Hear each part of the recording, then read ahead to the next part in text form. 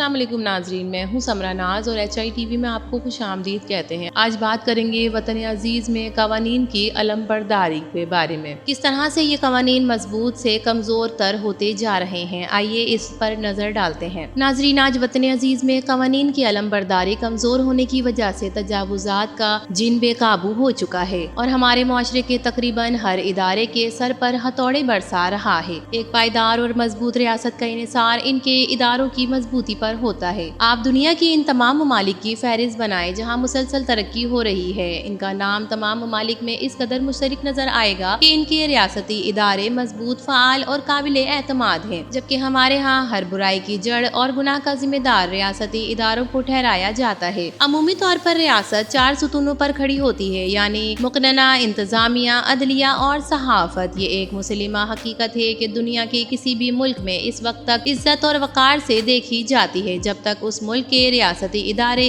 عزت اور وقار کے حامل ہوں۔ اداروں کی عزت اور وقار کا بلا واسطہ تعلق عوام کی خوشحالی سے ہے۔ اگر کسی بھی ملک کے عوام کا اعتماد اپنے اداروں پر ہے تو یقیناً وہ ملک بہت مضبوط ہے اور محفوظ ہے۔ ہمارے ہاں بدقسمتی سے ہر ادارہ ہدف تنقید ہے۔ میری دانست میں وجہ صرف تجاوزات ہیں۔ پاکستان میں اس وقت شاید ہی کوئی سڑک، پارک، زمین، ہاؤسنگ سوسائٹی یا ادارہ بچا ہو جس پر تجاوزات قائم نہ کی گئی ہوں۔ آج کی مہذب دنیا میں جہاں انصاف اور اخلاقیات موجود ہیں، وہاں آپ ان کی سڑکوں کا جائزہ لیں، آپ کو ان کا پورا نظام سمجھ میں آ جائے گا۔ اگر سڑکیں تجاوزات سے پاک ہیں، ٹریفک بے منگم نہیں چل رہا اور لوگ تمیز سے گاڑیاں چلا رہے ہیں، تو آپ سمجھ لیں کہ ریاست کے چاروں ستون مضبوطی سے ریاست کو تھامے ہوئے ہیں۔ دنیا آپ کو کس نظر سے دیکھتی ہے، اس کی ایک مثال آپ اپنے ملک کے پاسپورٹ کی وقت سے اخذ کر سکتے ہیں۔ 60 کی دہائی میں پاکستانی پاسپورٹ کی اہمیت کافی حد تک بہتر تھی اور درجہ بندی اور فہرست میں دنیا کے 30 اہم ممالک میں شامل تھا۔ ہمارے اداروں کی مسلسل ناکامی، حکمت عملی کی وجہ سے آج پاسپورٹ کی ہینلی پاسپورٹ انڈیکس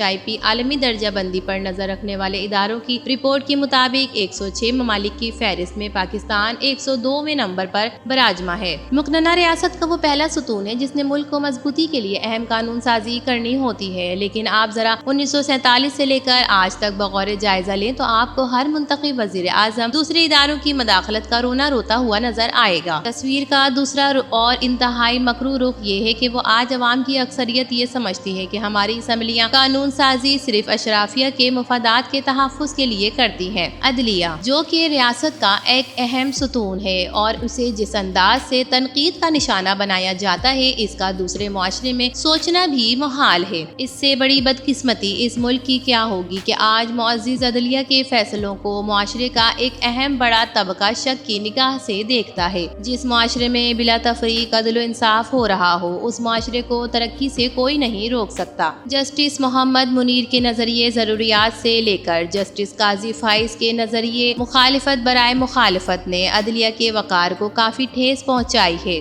کہ جس کے اثرات آج بھی ہم دیکھ رہے ہیں۔ پاکستان کی تاریخ میں نیک نام مصنفین انگلیوں پر گنے جا سکتے ہیں۔ ورلڈ جسٹس پروجیکٹ کی 2023 کی رپورٹ کے مطابق انصاف کی فراہمی میں پاکستان 142 ملک کی فہرست میں 130ویں نمبر پر ہے۔ ہمارے ہاں انصاف کے حصول کا سفر نسلوں پر محیط ہوتا ہے اور ایک پوری نسل انصاف کے لیے دربدر ہونے کے بعد عدالتی کارروائیوں پر مشتمل فائلوں کا پلندہ اپنی نئی نسل کے حوالے کر جاتی ہے۔ عدالتی نظام سے جڑے ہوئے لوگ اب کھل کر عدلیہ پر بھی تجاوزات یعنی مداخلت کا ذکر کرتے ہوئے نظر آتے ہیں، جو کہ انتہائی افسوسناک ہے۔ انتظامیہ بھی ریاست کا ایک اہم جز ہے، لیکن قابلیت اور اہلیت کے ساتھ کھلواڑ نے اس ادارے کو بھی بری طرح متاثر کر دیا۔ آج ایک عام پاکستانی انتظامیہ کو انتہائی منفی انداز میں دیکھتا ہے۔ آج لگتا ہے کہ انتظامیہ میں اکثریت اب صرف نوکری کر رہی ہے یا شاید وقت گزار رہے ہیں، جبکہ انتظامیہ میں بیٹھی اکثریت اعلیٰ عدلیہ اور سیاسی مداخلت کو اپنے کام میں رکاوٹ سمجھتی ہے۔ تاریخ گواہ ہے کہ پچھلے 77 سال میں انتظامیہ کی کارکردگی مسلسل زوال پذیر رہی ہے۔ ترقی یافتہ ملک آج 21ویں صدی کے جدید طور طریقے استعمال کر کے آگے بڑھ رہے ہیں، جبکہ آج ہم وہیں 18ویں صدی پر رہنے پر بضد ہیں۔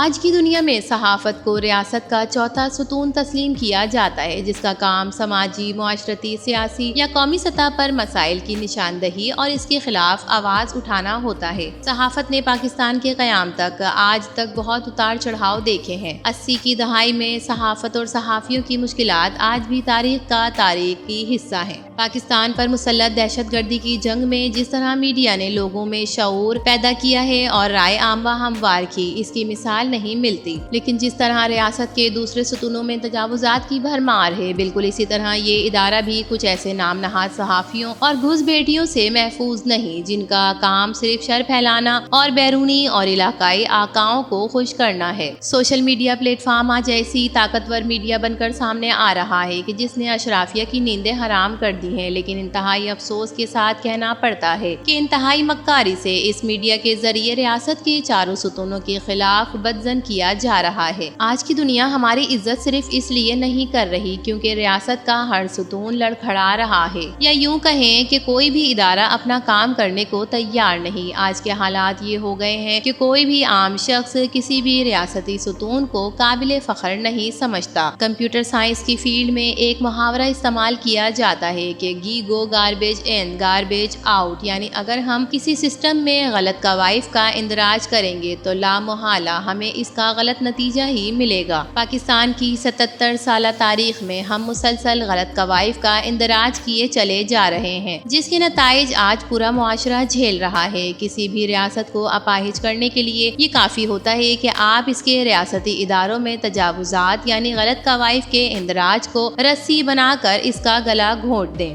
اور پھر بتدریج اسے مرنے کے لیے چھوڑ دیں۔ ناظرین، بحیثیت قوم ہمارے اخلاقی انحطاط کی عکاسی جان ایلیا کا یہ شعر بخوبی کرتا ہے کہ میں بھی بہت عجیب ہوں، اتنا عجیب ہوں کہ بس خود کو تباہ کر لیا اور ملال بھی نہیں۔ اسی شعر سے اپنی ویڈیو کا اختتام کرتے ہیں۔ امید کرتے ہیں کہ یہ ویڈیو آپ کو پسند آئی ہوگی۔ تجاوزات کے بارے میں اور آج کی ویڈیو کے بارے میں اپنی قیمتی رائے سے ضرور آگاہ کیجیے گا۔ ویڈیو پسند آئے تو اسے لائک کریں، HI TV کو سبسکرائب کیجیے۔ پھر ملیں گے کسی اور نئی ویڈیو کے ساتھ، تب تک کے لیے اللہ حافظ۔